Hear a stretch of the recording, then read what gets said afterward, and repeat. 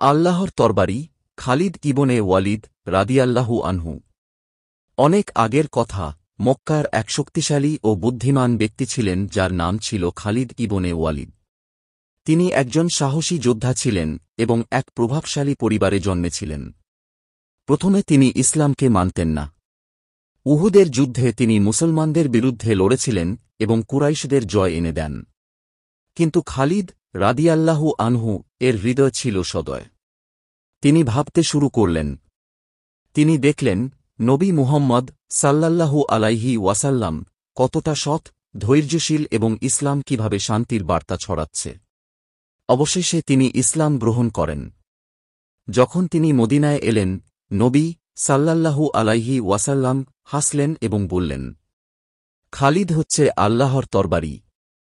এরপর থেকেই তিনি পরিচিত হলেন সাইফুল্লাহ, যার অর্থ আল্লাহর তরবারি নামে।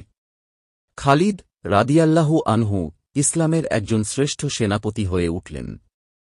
মুতা যুদ্ধে মুসলমানদের সৈন্যসংখ্যা ছিল অল্প এবং তাদের নেতারা শহীদ হয়ে গিয়েছিলেন। তখন খালিদ নেতৃত্ব নিলেন, সাহসের সাথে লড়লেন এবং আল্লাহর সাহায্যে সৈন্যদের নিরাপদে ফিরিয়ে আনলেন। তিনি অনেক যুদ্ধ করেছেন ইসলামকে রক্ষা ও শান্তি ছড়াতে।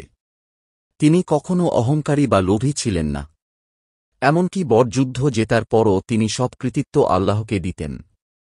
যখন তিনি বৃদ্ধ হলেন এবং অসুস্থ হয়ে পড়লেন, তখন বললেন, আমি বহু যুদ্ধে লড়েছি এবং কখনও হারিনি, কিন্তু আজ আমি বিছানায় শুয়ে মরছি, যুদ্ধের ময়দানে নয়।